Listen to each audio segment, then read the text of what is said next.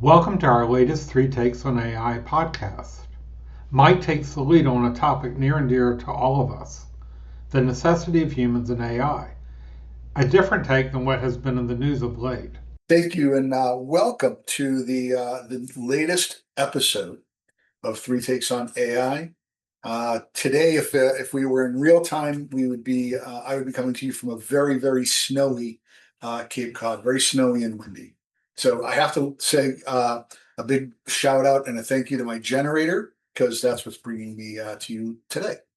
So today we're going to talk about AI in a little different way again, and that is the human necessity over AI or with AI. And to put it another way, this is not a simulation. So we are in real life. As much as some folks would like to think that AI will supplant humans in reality, it won't, and it can't for a variety of reasons.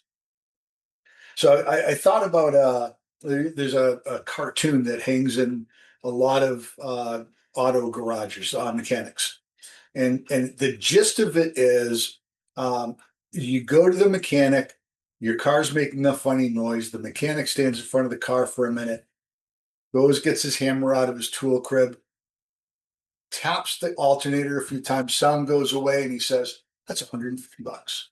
And the customer's like, $150, all you did was tap the car with a hammer. It's like, right. I knew where and how to tap the alternator. I didn't charge it for a new alternator. And this is one of the to me, one of the fundamental issues with AI is we go and we put in our prompts and we do our research and it says to do something or it diagnoses a problem and we go and fix the problem and we actually make it worse. And in the world of automotive cars, one of my passions, that translates to cars being towed to the mechanic because somebody went online and thought they could fix it themselves and they watched a YouTube video and they made it worse. And we're seeing it in business, we're seeing it in sales. Article that I was reading this morning talked about how we're starting to see, we talked about this, by the way, in another podcast, not just shadow AI, but people now working their way out around the edges of the AI that's been implemented because the real world process is different than what AI wants it to be. And that comes from experience. So there's tremendous value, obviously, to AI. We talk about it on every podcast, talk about it, outside of the podcast, but you still need people and the people who have done the work and have lived the experience to know what is real, what is good, and what isn't. Otherwise, you're going to you find yourself in these very expensive, very costly decisions and processes. So I think that's my frame up for today. I'd love to talk about things like where do we stop trusting AI and start trusting the humans again, or even as we look forward, at what point do we put the wall up for AI and say, okay, it's really good for here, but I don't trust it to do some things. What are those things where the reality and the experience still comes to bear? Brian, I can see you, the wheels are turning, man. I've known you a long time. I can see it. I can see the smoke coming off of your head. You're ready to go. Well, I think it comes down to a conversation that we've had multiple times, and that is it's not what we trust AI to do or the other way around in this case. It is that we need to treat AI differently. And I just posted an article on Substack. You can't expect AI to behave in an imperfect world that we behave in every day, right? You know where to tap the alternator. It's knowing outside what that means and what the potential impact, even if you haven't ever lived in snow before. And so to expect the answer is to trust AI to be human is the first step in the mistake, which is it's not, nor will it ever be. There are things that you and I do every day there are obviously human characteristics like empathy, judgment, and things that AI won't pick up. And the other thing is, we learn in much broader ways than AI does. We learn visually, feeling, impact, and all these things impact our result, not just how we infer a response. And so I think my first take is we should stop trusting AI altogether and make sure that what we've implemented is workable and it has the tools and the information it needs to be successful. Yeah. Yeah, I think my my initial thought on this, and I'm probably going to be throwing out a lot of analogies on this podcast, but um, so Brian, what you sort of alluded to is AI exceptionalism, right? So people are assuming that there's a higher degree of authenticity or logic or whatever it may be to the AI tools that people are using. However, when you place that much credence upon the technology without actually thinking yourself, that's where the danger happens. And I think I was just talking to a friend that is they teach fifth graders, sorry, fifth graders, and the teachers are getting really concerned because the students are lacking the ability to problem solve on their own because now they have this access to technology. They assume it's going to happen. So there's aspects associated with it you can see starting to happen. So to your point about not trusting AI is a fundamental piece. Again, I think we talked about this last time. We created it. We made it. It's made in our image, so to speak, but we have to not give it that exceptionalism that I think people are vying for. The other thing that I'm concerned about too in the workplace is this credo about fake it till you make it. I think, as we all know, fake it till you'll make it is only going to occur or give you benefit in the short term, the immediate short term. But once you're asked to show experience, emotional intelligence, and sort of problem solving, you're going to fall by the wayside very quickly. So again, it comes back to experience. That falls back onto human intelligence versus artificial intelligence. Artificial intelligence with agentic AI is really good about getting context and memory of who you are, but it won't understand that, like, on Monday you woke up and you're feeling down, depressed versus feeling good and happy on a Friday.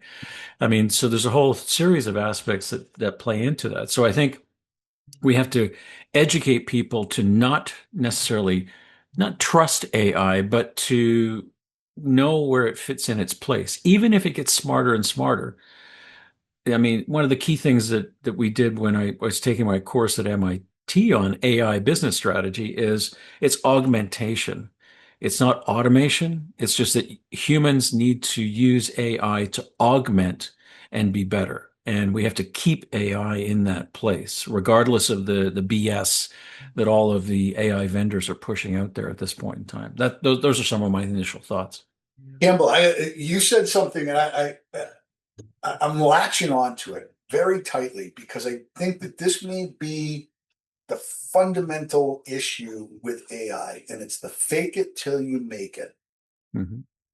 AI, to a certain extent, is doing exactly that. It continues to fake it until it makes it. But what it doesn't do is it doesn't say fake it until you learn it. Right. That's what humans do. Humans can continue to work on a problem and work at it and work at it, experience and experience and experience until they're like, aha, I know how to solve this. That it's the real time necessity that humans need for a variety of things. Right. So, I want to talk about a little bit will AI replace the reaction time? We've talked about in the past. I think we use the example in the past. If you're, in a sales meeting, when you Right. get an objection or a question, you can't say, "Hold on a second, let me go to Perplexity or Chat GPT and see what it says I should answer you right now." Right. Or when you're at the doctor and I had this happen, by the way. My doctor was doing an exam and he stopped. He's like, "Your right eye isn't tracking." And set off this whole set of studies. And it was the most minute thing that yeah, maybe, with AI, they would, it would have picked it up, but it required not just the human, but the experience of a doctor, 25 plus years in practice to say, Mm, there's something very subtle here, and it might be nothing and it might be something.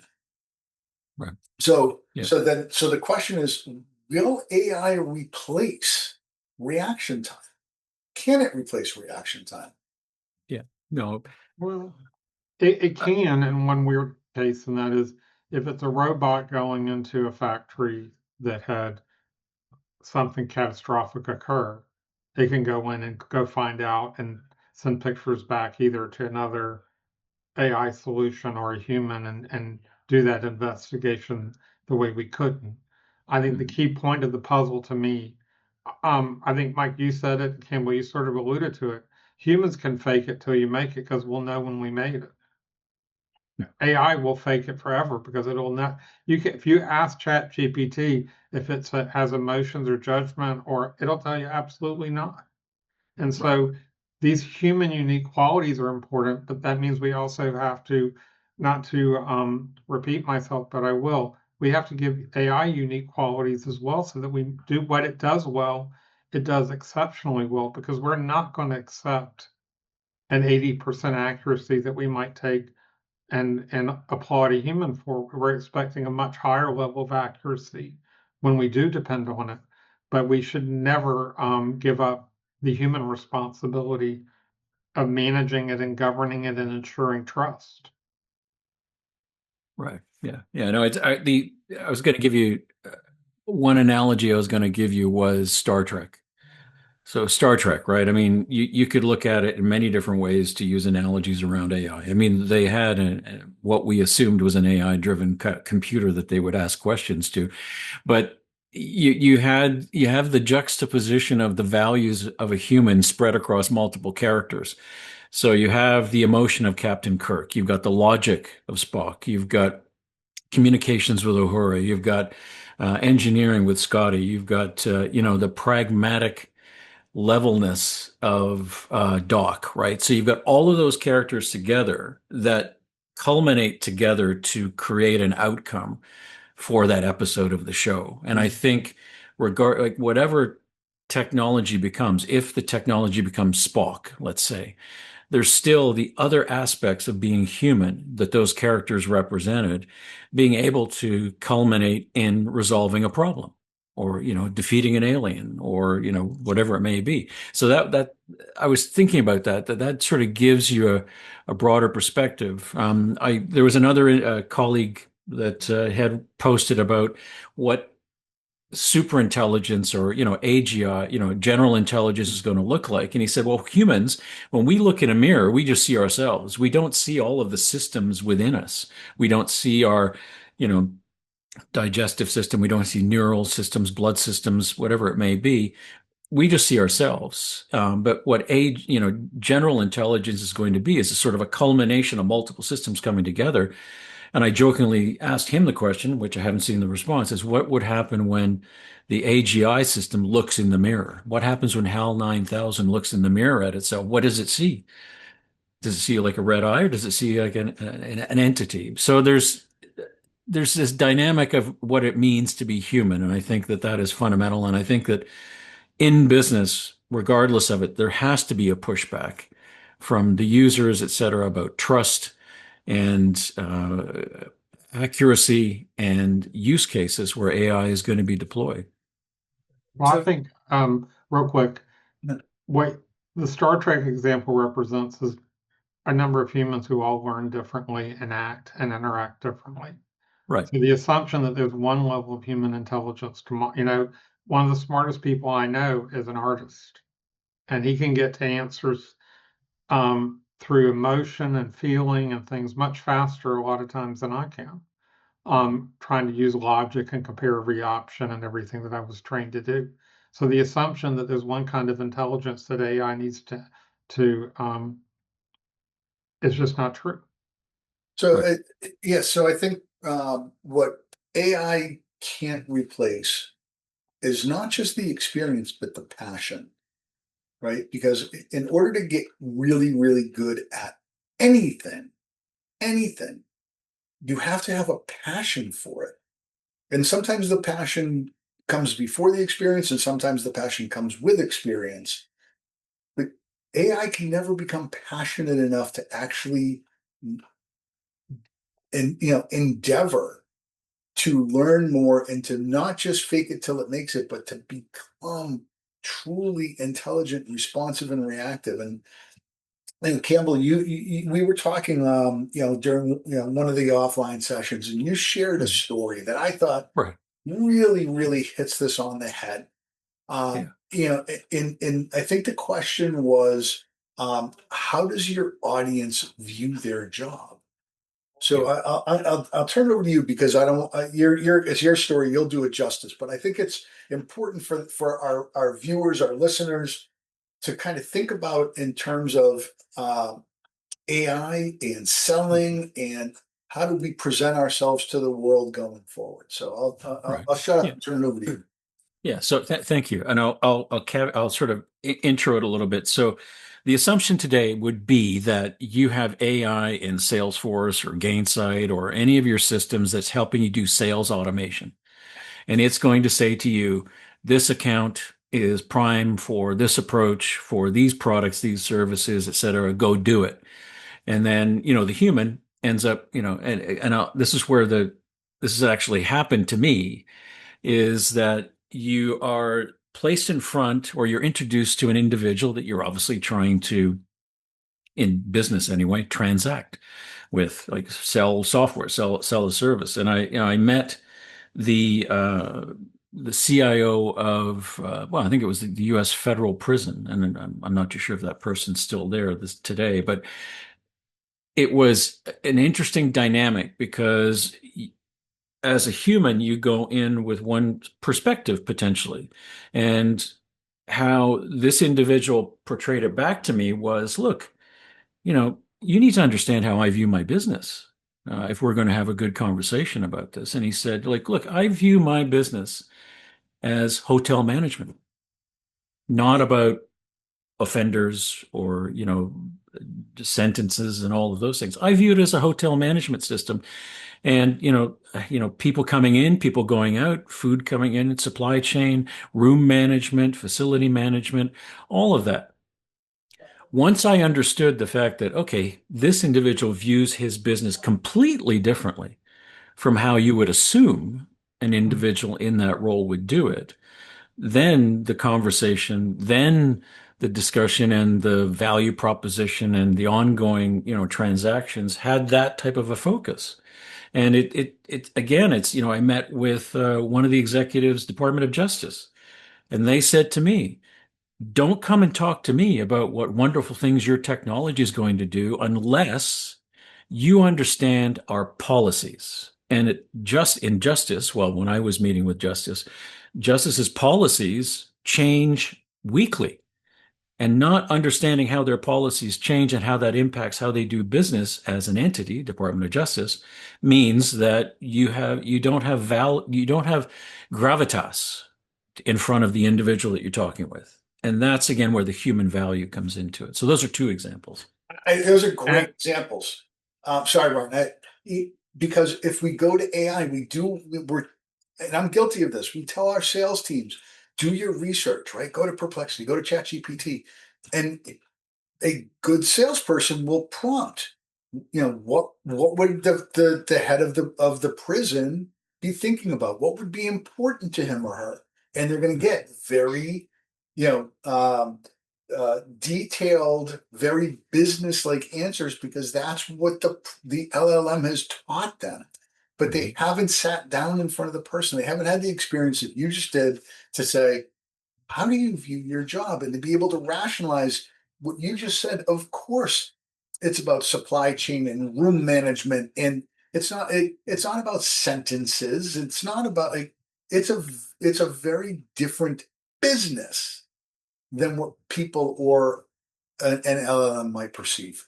So, Brian. and this human, if we were run by AI, they would say we're out of time, and it would probably just turn off the meeting.